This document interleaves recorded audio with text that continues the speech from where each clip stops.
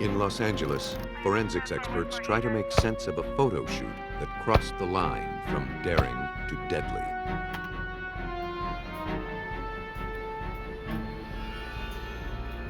In the Pacific Northwest, law enforcement hunts a brutal predator whose lust for violence is reaching fever pitch.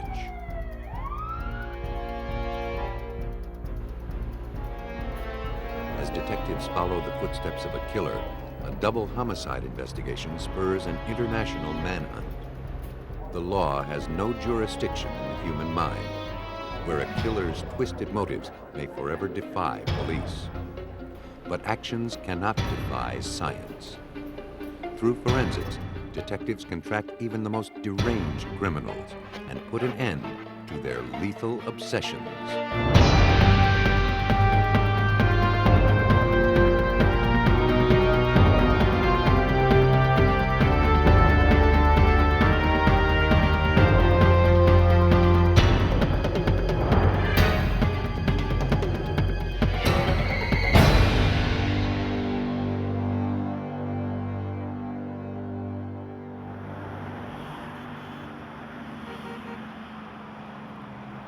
In Los Angeles, where image is everything, a pretty face and sexy body can launch a woman into the spotlight.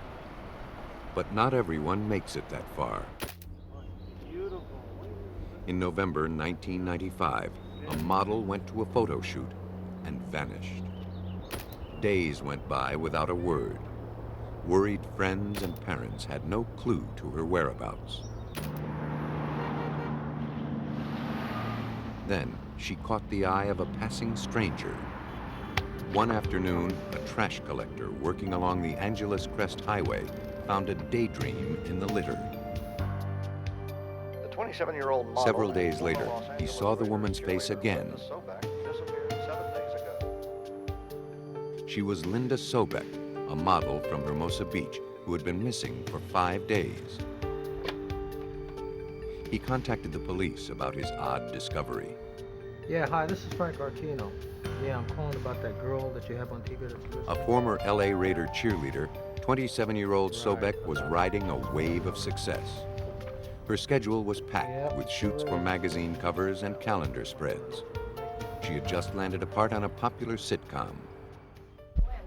The day she disappeared, Linda told her mother that she would be at a remote photo shoot with a photographer named Chuck. Her mother didn't know who Chuck was or where they were going. Linda promised to call her after the shoot.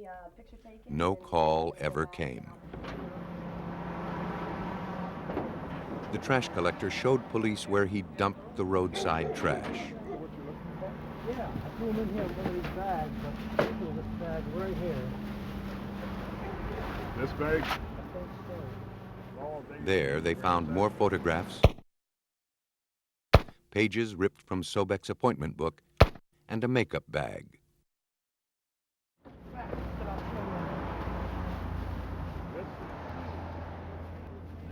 They also found a clue they hoped would lead them to the model. The receipt was for the loan of a sport utility vehicle, a prototype that hadn't been released yet. It was signed by Charles Rathbun and dated November 16th, the same day Sobeck disappeared. It seemed the mysterious Chuck had been identified.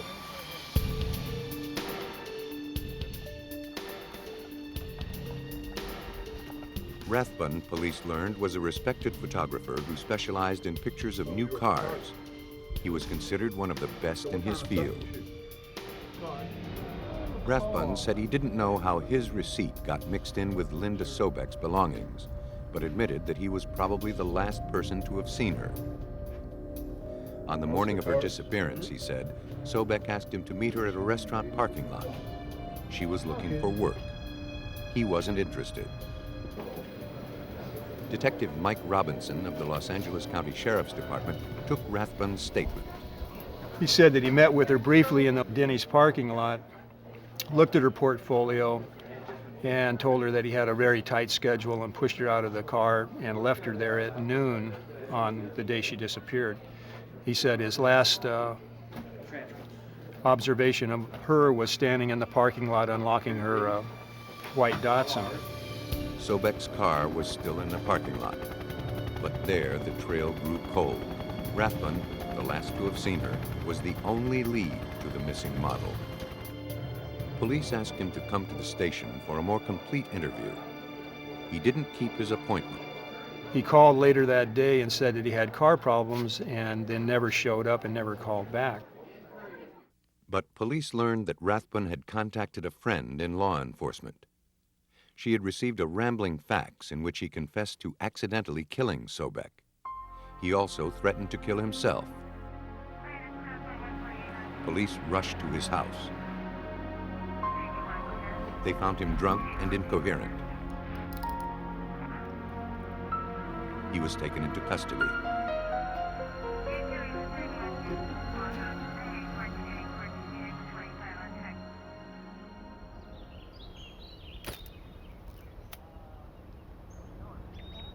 In jail, Rathbun gave police a second account of what happened. He admitted that he'd lied when he said he hadn't hired Linda Sobek. He recounted a tragic accident at a dry lake bed in the Mojave Desert. Rathbun wanted to photograph Linda taking the rugged prototype through its paces.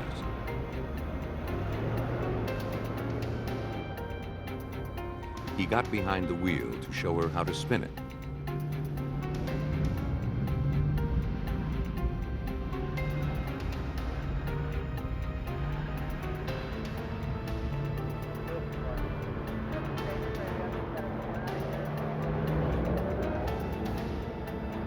He claimed he had lost control of the 2.5-ton vehicle, and the rear end slammed into Sobeck, killing her.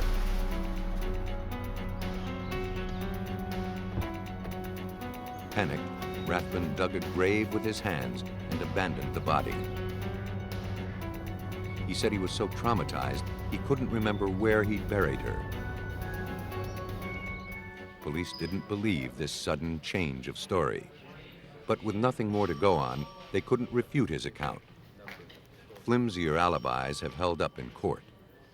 Investigators were not about to let that happen. The case entered its next phase, to find the flaws in Rathbun's story. Police got hold of the car. Unfortunately, it had been detailed at least twice since Rathbun borrowed it. Investigators hoped that some evidence survived the thorough cleaning. The first task was to search for signs of impact. LA County criminalist Heidi Robbins didn't find any. The initial examination revealed no such evidence on the exterior of the car. Being that it was a prototype, it was a brand new vehicle right off the line, so it was very clean, which is really not what we're used to looking at as forensic scientists or criminalists. The vehicle it didn't have a scratch on it. There wasn't a dent to be seen. Perhaps the victim had been run over, not struck. The vehicle was placed on a lift. Again, the car was clean. We didn't see any type of blood or tissue or fiber evidence at all associated with the exterior or undercarriage of that vehicle. The next step was to examine the vehicle's interior. Although the leather seating looked pristine, it was not. Blood residue was found in the crevice between the seat cushions and had stained the stitching. Tests showed that it matched Sobeck's blood type. 4 long blonde hairs were collected and shown to have belonged to her. Robbins noticed that one of the doors had a deep dent in it. It seemed that a struggle may have occurred inside. The marks inside the car suggested a tale far different from Rathbun's, but the whole story couldn't be told without Sobeck's body, and Rathbun had conveniently forgotten where it was. In custody, he tried to commit suicide, asserting that it was all a mistake. He wrote in his own blood that he never meant to hurt anyone. The act could be read as either despair or cunning calculation. In an apparent attempt to prove his sincerity, 8 days after Linda Sobek had disappeared, Rathbun recalled where he had buried her.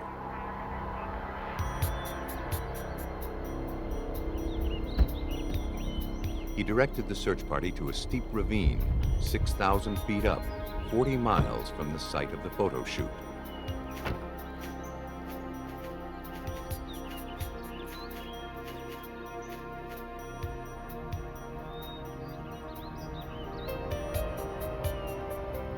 Buried more than a week, the remains would probably yield few clues about the factors that led to her death.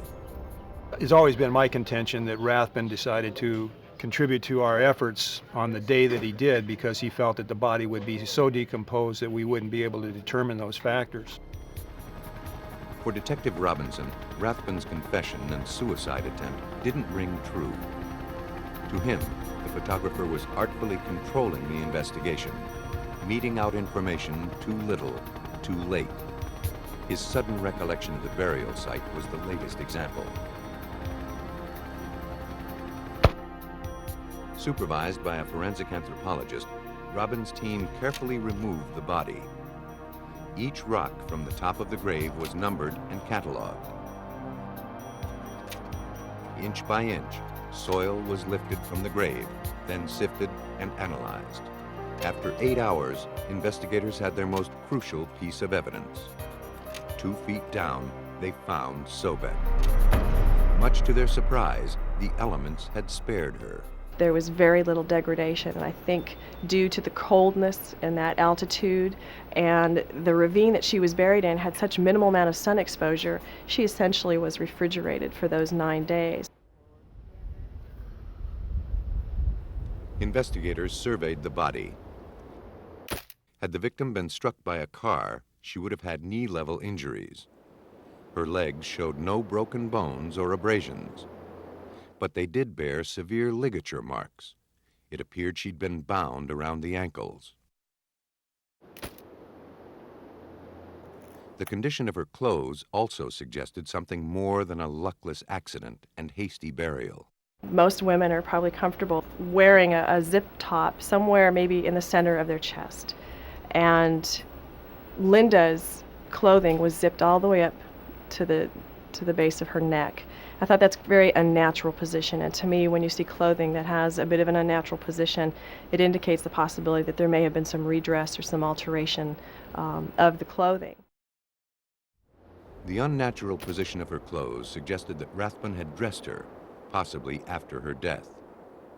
And apparently, by trying to wipe away evidence, Rathbun inadvertently created a second clue that revealed he wasn't telling the full story. She was a model. She wore makeup. She was on a photo shoot. And when she was recovered from that grave, there was a complete absence of any makeup or any residues thereof that we could detect in the crime scene. And that concerned me also. The condition of her clothing, makeup, and the marks around her ankles suggested that the victim wasn't just standing around before she died. Something else was going on, and it pointed to murder. Linda Sobek was photographed for the last time on the autopsy table. From marks on her body, the medical examiner could tell that she had been smothered. Hemorrhaging in the eyes showed the breath was literally squeezed out of her, and she hadn't gone without a struggle. Her wrist was sprained. She had been tied up. The physical evidence shattered Rathbun's story of a car accident. As the case went to trial, a first-degree murder charge seemed inevitable, but Rathbun wasn't finished. In a bid for a manslaughter conviction, he offered another account of what happened. His new version explained away all of the evidence. In what was now Rathbun's third rendition, he claimed that Sobeck began to undress and strike erotic poses. He said she was a tease. She became upset when he took pictures of her. He set the camera aside and they started kissing, but she wouldn't let it go further. After things cooled down and she got dressed, Rathbun showed her how to make the car spin. But he was too reckless.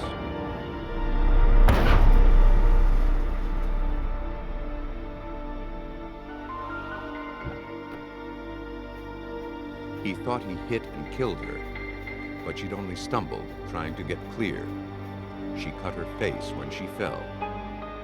Rathbun told authorities he put her in the car to take her to the hospital.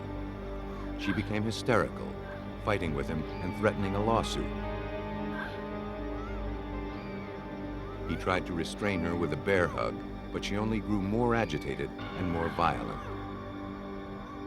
As a last resort, he sat on her. She finally grew quiet. Then he realized she wasn't breathing.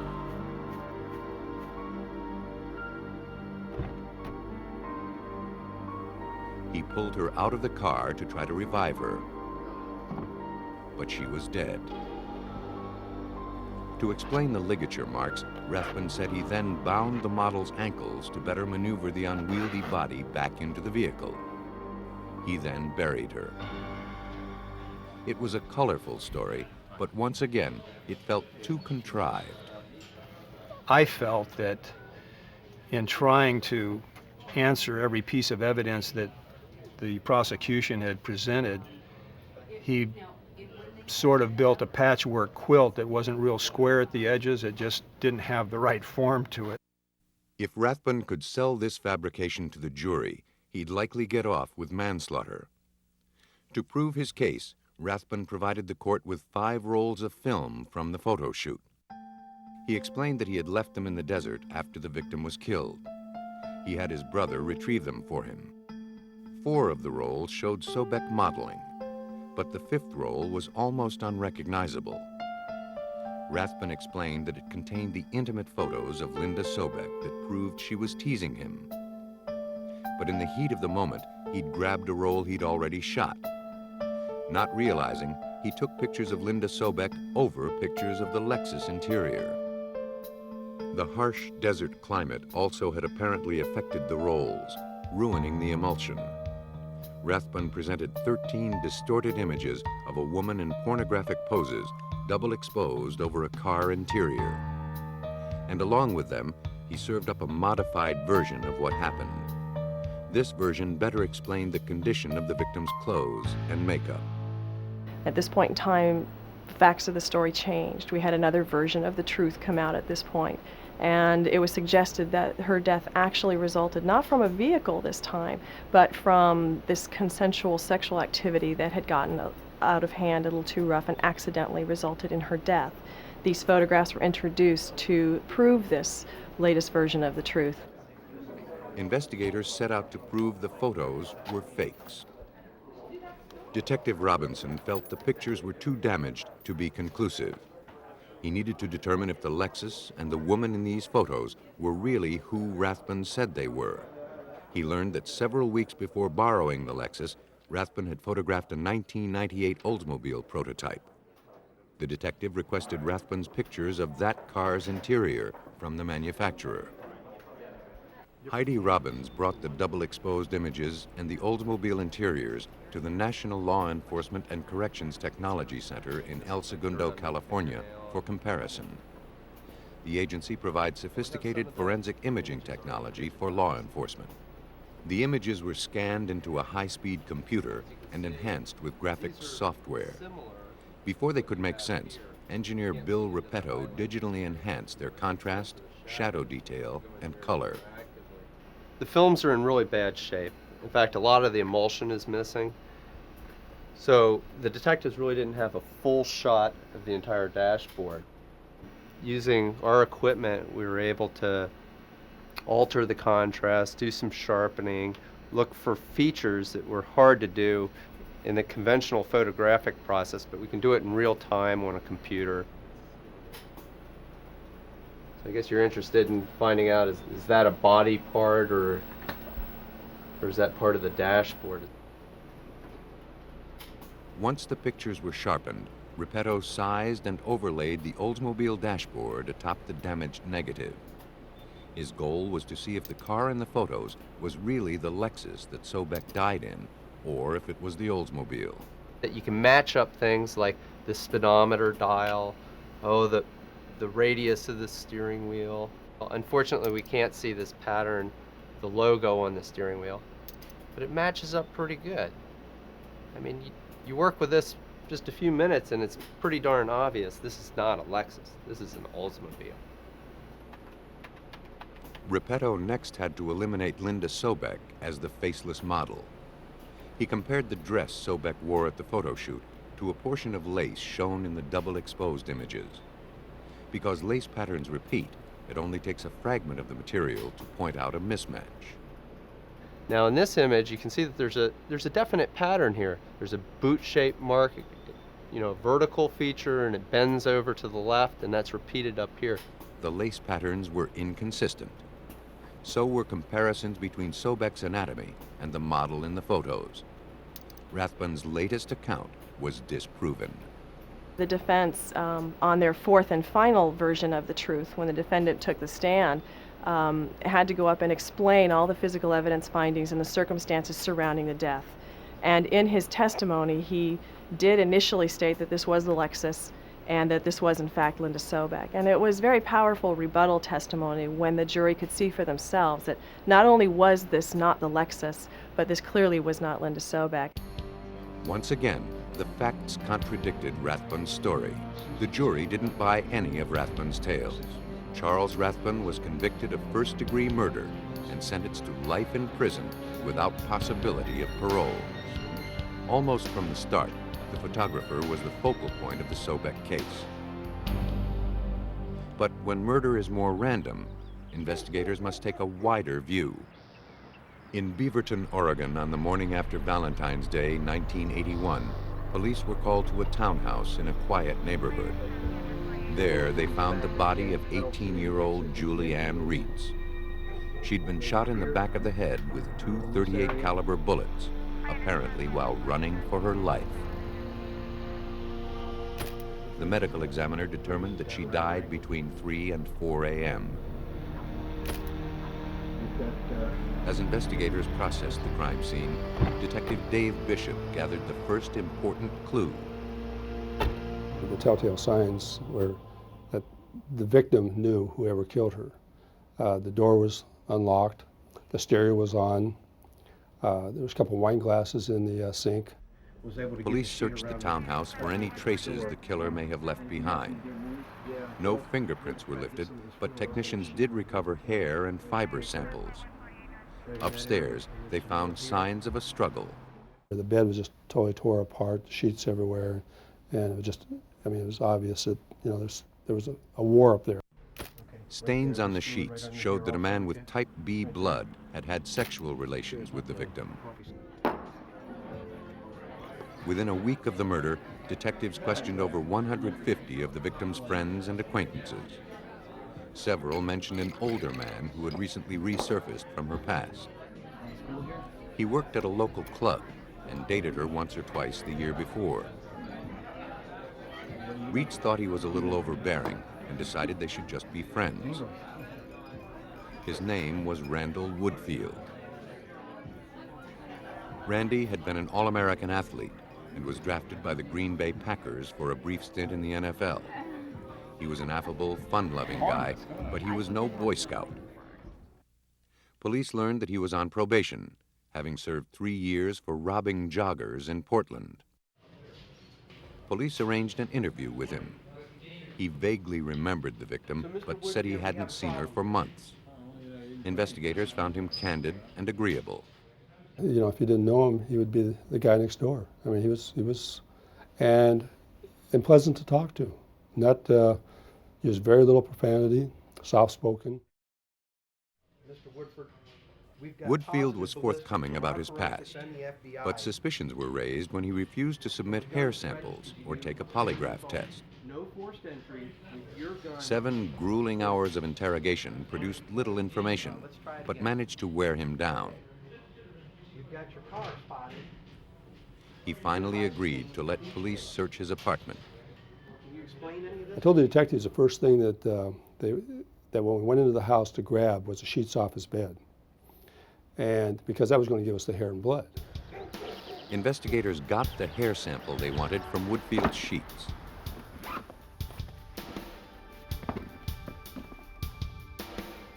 They also found a .32 caliber bullet and a roll of athletic tape in his gym bag. Ordinarily, these items meant nothing. Now, police weren't so sure. Athletic tape was a crucial clue in a rash of unsolved rapes and murders that had been occurring along Interstate 5 for more than 2 months. Detectives wondered if they were onto something bigger than an isolated homicide. Suspicions intensified when investigators checked Woodfield's phone bill to see if he'd called Julie Reitz. He was living with a young lady at that time, actually, who owned the house, and he was renting a portion of the house. I said, do you know whether or not he's made any phone calls to Beaverton? And her response was, probably, because I just got the phone bill today and it was over $200 and some. He said, he's called everybody. He obtained a copy of Woodfield's phone bill from his housemate. When he was on the road, Woodfield liked to stay in touch with former girlfriends, charging calls to his housemate's phone. Bishop searched the bill for Reitz's number. He didn't find it, but the other numbers on the bill formed a chilling pattern. But all of a sudden, as I'm going through this, it became very obvious that what I'm seeing is scary. It's the map of I-5. Beginning in December 1980, a predator hunted along Interstate 5 over 3 states, robbing roadside establishments, sodomizing and killing the young women who worked there. A task force had been set up to track the killer's movements, to gather the paltry clues. He was rigorously consistent, preying on strangers, leaving no prints. Dark-haired, dark-eyed, described as handsome. He often wore false beards and hoods. About 6'2". On January 18, 1981, 1 month before Reitz was killed, police and rescue were called to an office building in Salem, Oregon, several miles down I-5 from where Julie Reitz was killed. What do you got? Lisa Garcia and Sherry Hull had been cleaning an office when an intruder slipped in. The women were sexually assaulted. Both were shot in the back of the head. Astonishingly, Garcia never lost consciousness. Though groggy and confused, she was able to dial 911. A twist of fate had kept 2 bullets from entering Garcia's brain. Hull was not so fortunate. She died at the hospital. Detectives analyzed the office crime scene. They collected hair and fiber samples and 2 .32 caliber slugs. The evidence and the method of attack matched the profile of a killer who'd been creating a one-man crime wave.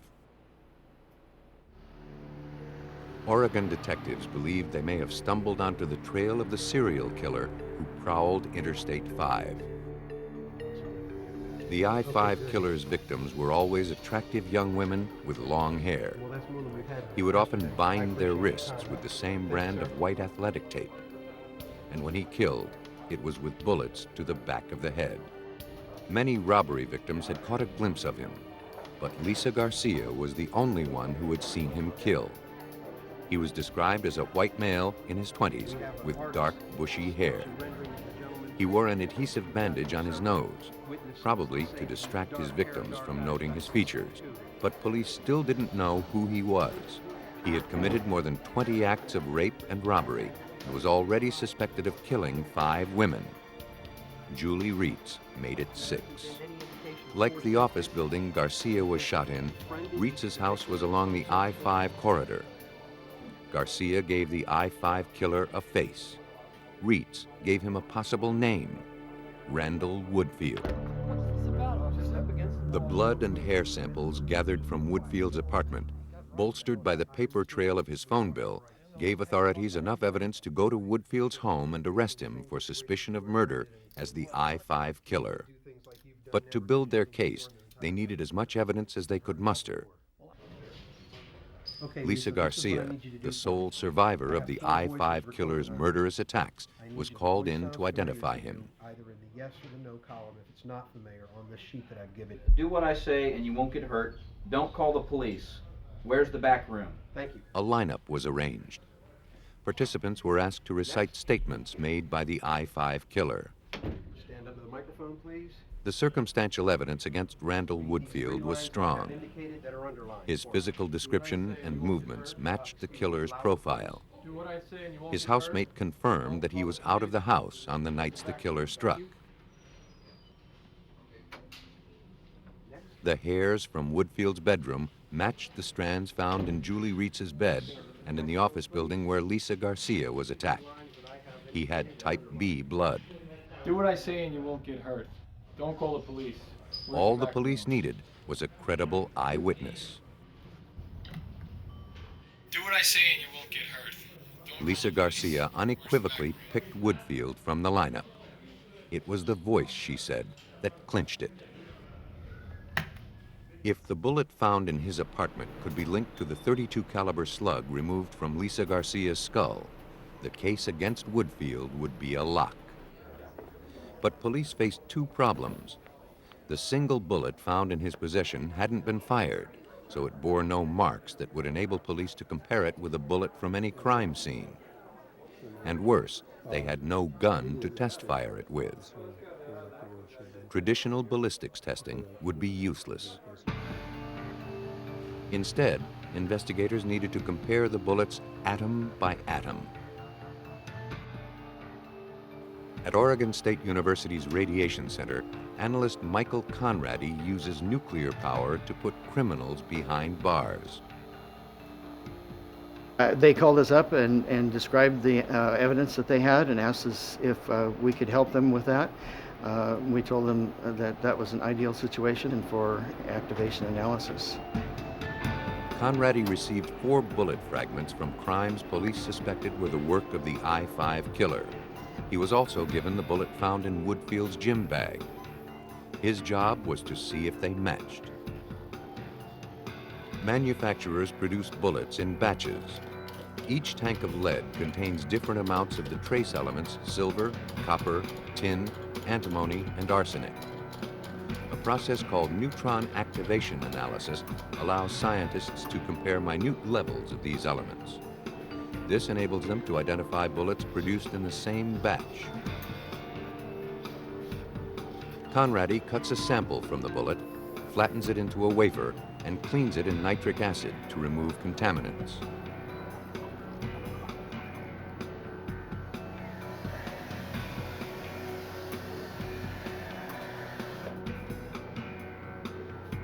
A pneumatic tube sends it on its 16-foot underwater journey to the core of a nuclear reactor.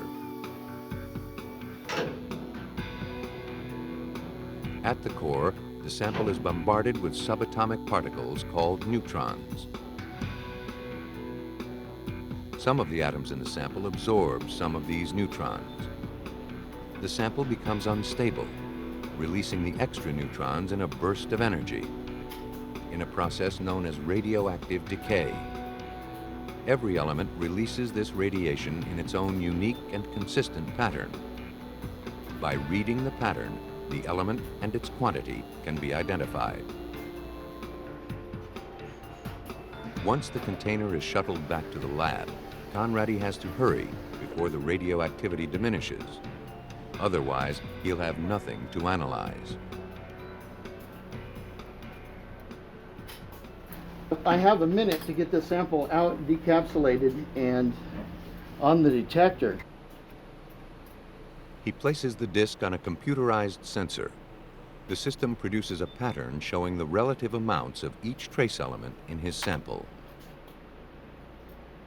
If the unfired shot from Randall Woodfield's apartment matched the slug removed from Garcia, the suspect wouldn't be able to dodge a conviction.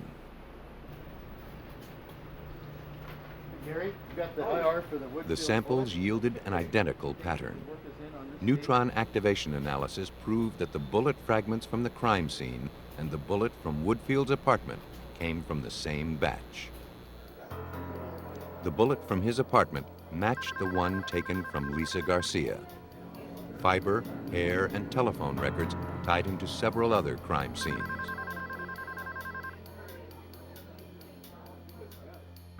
Woodfield was a sly, methodical killer who prepared for his attacks with a ritualistic intensity. His pattern was as consistent as it was deadly.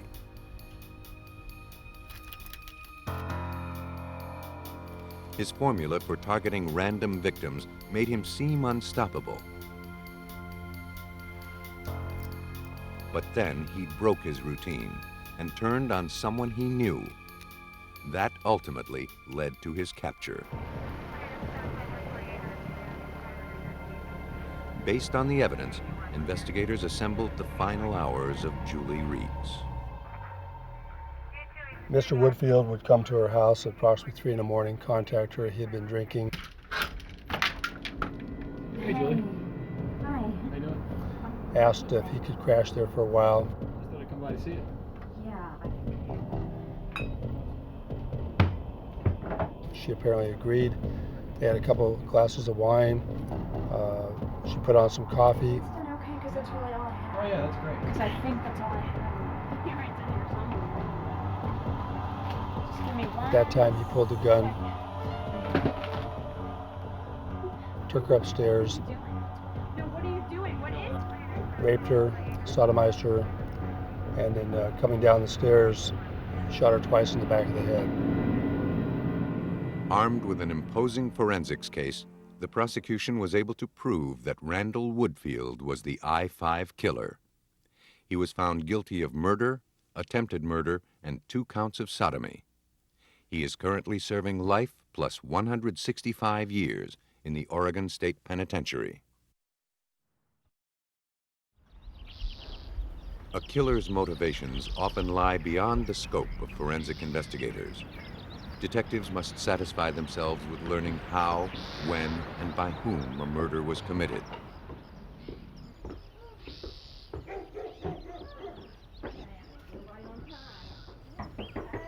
On the afternoon of April 3rd, 1985, a bridge club convened at the Boonesboro, Virginia home of Derek and Nancy Haysom.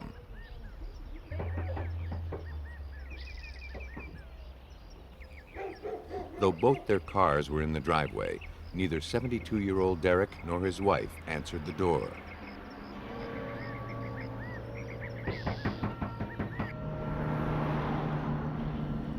Fearing trouble, the guests called a family friend who came over with a spare key. They were alarmed. Derek never missed their weekly game, certainly not when he was hosting.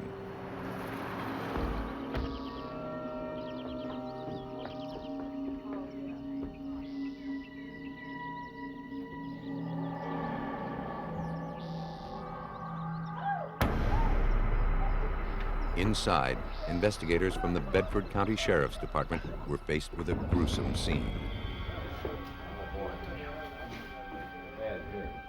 Anybody call a coroner yet? They determined that Derek and Nancy Haysom had been killed the previous weekend. Their throats were slashed, their bodies marred by numerous wounds. Detectives eliminated robbery as a motive for the killing. There was no forced entry, no valuables or money taken.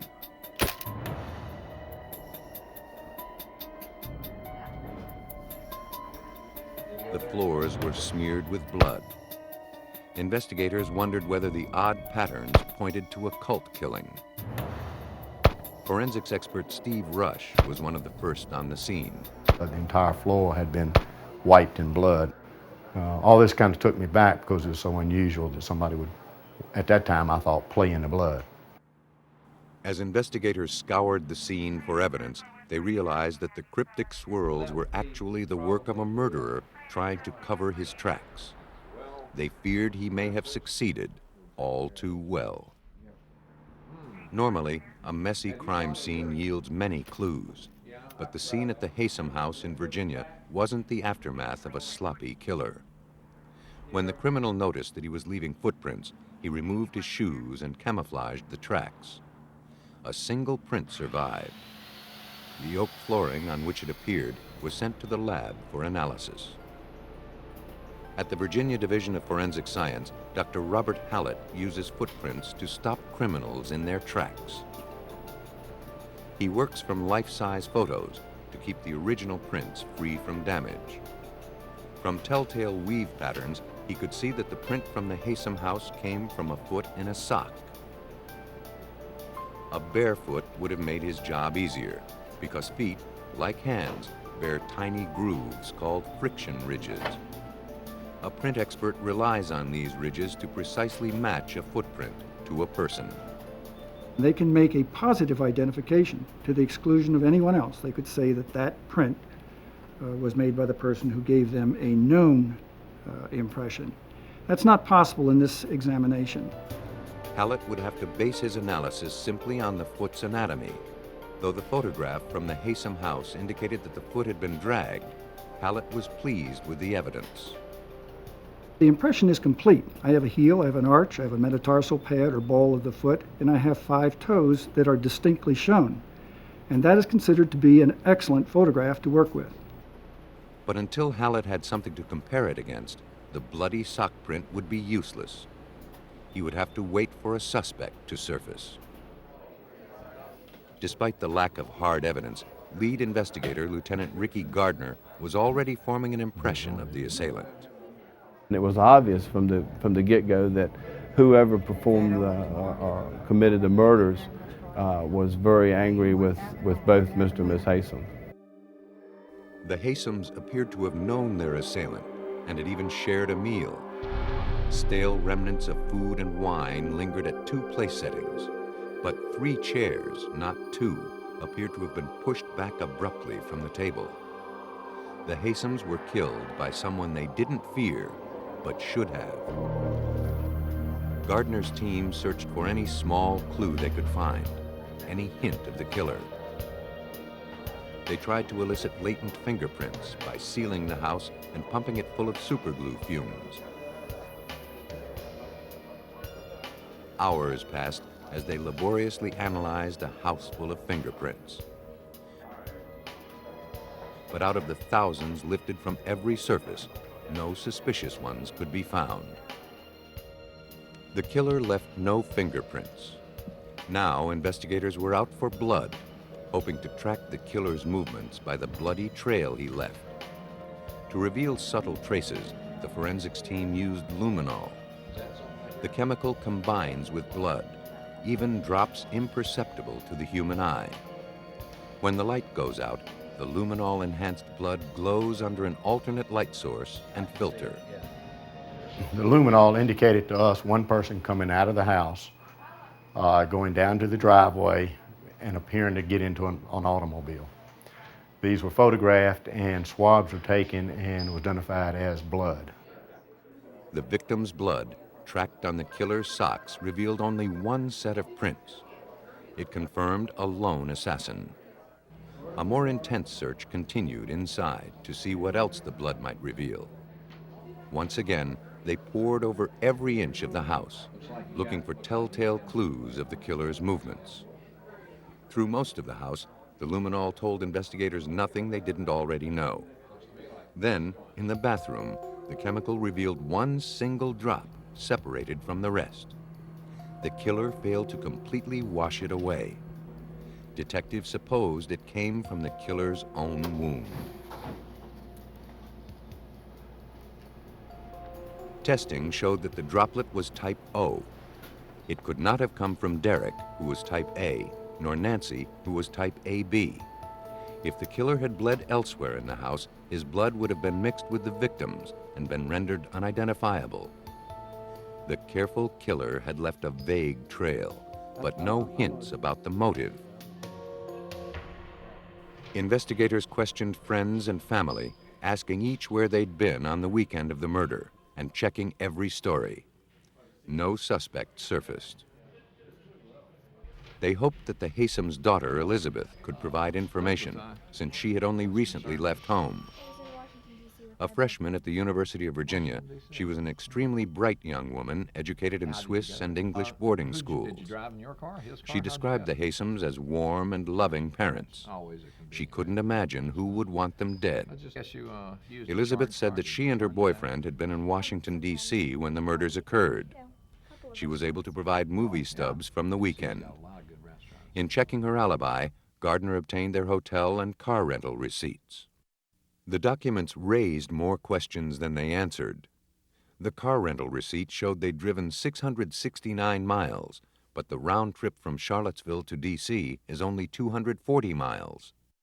when I went to Charlottesville to talk to Elizabeth, I confronted her with the fact that we had learned of this, and she stated that they had done a lot of traveling and had gotten lost on several occasions. And I'd say, you have to get major loss to have that many miles on a car. It was inconceivable that they racked up an additional 429 miles in 2 days of city driving, unless a trip to Boonesboro was added to the equation. Gardner contacted Elizabeth's boyfriend to hear his side. You know, Jen, I would Jens really like to Soring, know a German exactly citizen where and you son of a were on the diplomat, weekend of shared Elizabeth's intellect and international background. The Jefferson scholar hardly seemed the violent type. Like Elizabeth, he said they had put the extra miles on the car when they got lost while sightseeing.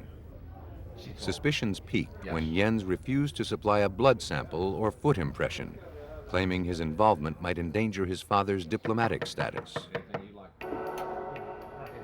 Police arranged a second interview with Jens. He never showed. Instead, Elizabeth's half-brother found a note in Elizabeth's apartment. In the note, Jens explained that he and Elizabeth, weary of the investigation, had left town. He asserted his innocence, claiming that he was not a violent person. A search was conducted. Jens and Elizabeth could not be found. Well, since you've read, you already know. They're not coming back here. Several days later, Jens's car was located 340 miles away at Newark Airport. Detectives believed that the couple had fled to Europe.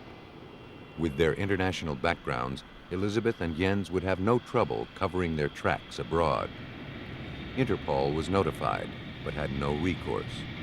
No charges had been filed, no evidence against them had been gathered.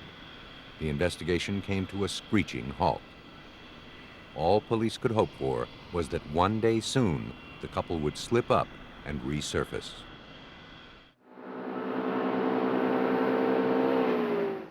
Seven months passed. The prime suspects had fled to Europe.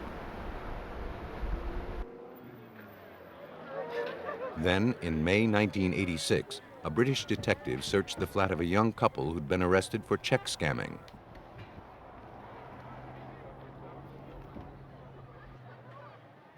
Browsing through a box of their love letters, he realized that they were guilty of more than fraud. The lovers had planned a murder. The letters and diary told a far different story than either Jens or Elizabeth had shared with police back in Virginia. Elizabeth had loathed her parents and their smothering involvement in her life. She particularly resented their intent to separate her from Jens. She wanted them dead. Would it be possible to hypnotize my parents, she wrote, do voodoo on them, will them to death? Why won't my parents just lie down and die? I despise them so much. Jens wrote that he was willing to help concoct a scheme to pull it off. A constable from Scotland Yard contacted Detective Gardner. And he says, I understand you may be interested in Jens Soring or Elizabeth Haysom. And I'm going, yeah? All the time, you know, I'm sliding up in the chair a little bit more. And he says, were her parents murdered?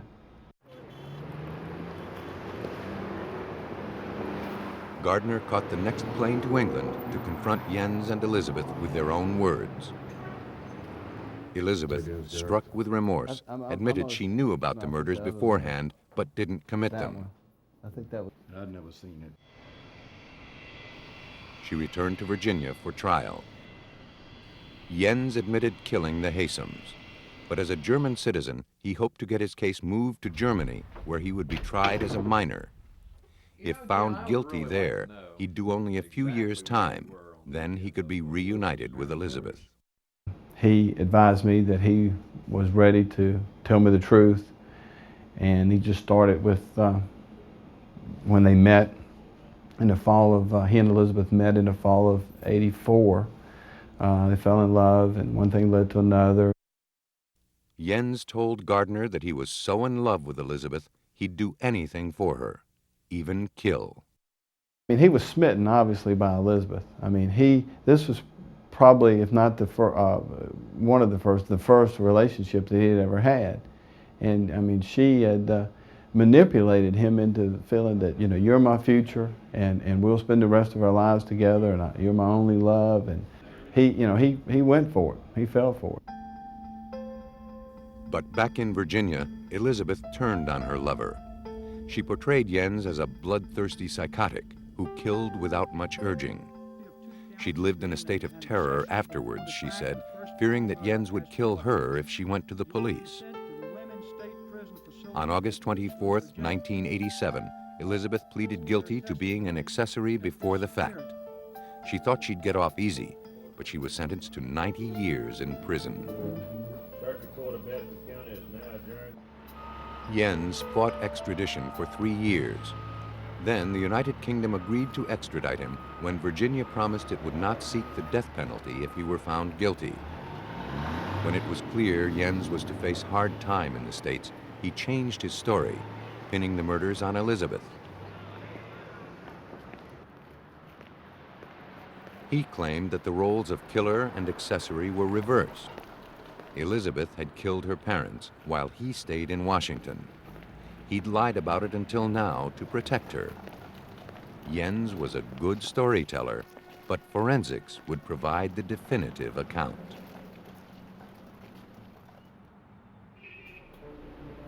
The next step in the Haysom murder investigation took place in the lab, where Elizabeth Haysom and Jens Soring made footprints. And now I want you to walk through. Be sure all parts are touching. All right, stop. All right, now just walk right on through. Robert Hallett compared these impressions with the print gathered at the crime scene.